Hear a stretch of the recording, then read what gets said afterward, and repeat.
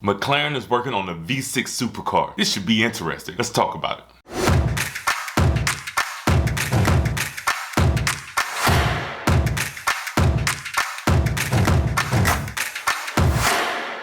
What's up, it's your main man, Relly Rails. Welcome back to the channel and welcome back to another episode of Informative Automotive. If you haven't already, please do me a favor, hit that wonderful subscribe button, also like, share, and comment. I want to give a big shout out to those that have went and followed the Instagram page at The Relly Rails. The page is growing steadily and we're knocking on the door to that 10,000 followers on Instagram. So if you get a chance, stop by there and hit the follow button for me. You'll be able to stay up to date with all the breaking news in the automotive world if you follow the Instagram page and check out my stories as well as the timeline. This video is also sponsored by Solid Brand Apparel. It's built by and for solid people. The website is sbapparel.net. I'll make sure I link it in the description below, so check it out so you can live that solid lifestyle. All right, I have some very interesting news that's gonna change the supercar game up, or at least shake it up a bit. When we think of supercars, we think of massive V8, V10, and V12 engines that are supercharged on a light frame. Well, McLaren decided it wants to step outside of its normal box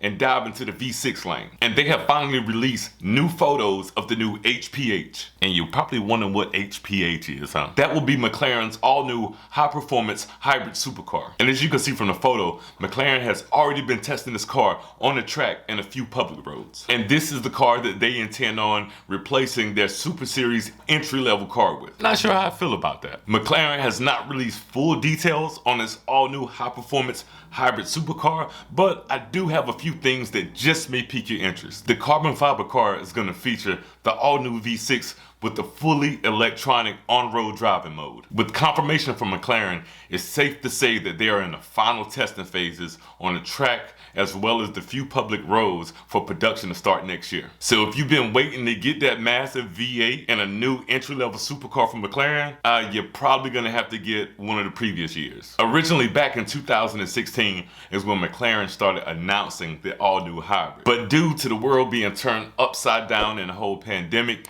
it's been pushed back to next year, but nonetheless, it's on the way. And with that being said, it's still confirmed that it's gonna be a V6 and it's gonna have the capabilities of, a medium electric range vehicle. And even though the cylinders are gonna decrease from V8 to V6, it's still said that it should fall somewhere in between 3.0 and 3.5 liters. One thing I do like about this, McLaren says the performance levels will not change, so we can kind of still expect to have that 563 horsepower that came in the 570S. And along with that, McLaren wants to give you instant access to torque, and they want to make sure that it's more than a 443 pound-feet of torque that its predecessor had. This will be the first sports series that's going to be placed on the MCLA. Oh yeah, that's McLaren's carbon lightweight architecture. And these are currently being assembled in McLaren's new factory located in Sheffield, England. And with this whole new setup, even though it's on a carbon frame, people may be wondering how much weight is going to be added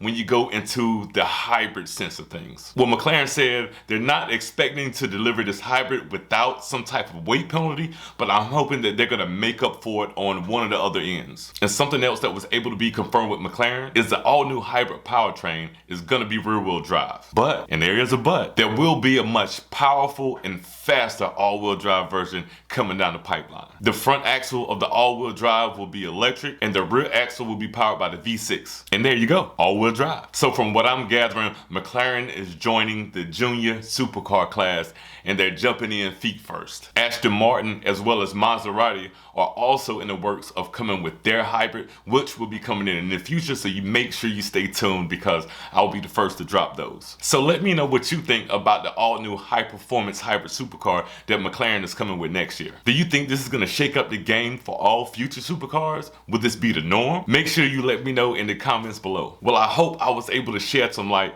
on McLaren's all-new hybrid supercar that's set to drop next year. As soon as I can get my hands on some actual factual updated numbers, whether it be torque, horsepower, price, everything. I'm gonna make sure that I do an update right here on YouTube, so make sure you stay tuned. If you haven't already, please do me a favor, hit that wonderful subscribe button, also like, share, and comment. And make sure you check out the Instagram page at TheReallyRails for all of the late breaking automotive news. This has been another episode of Informative Automotive with your main man, Really Rails. And until next time, always 100, always solid.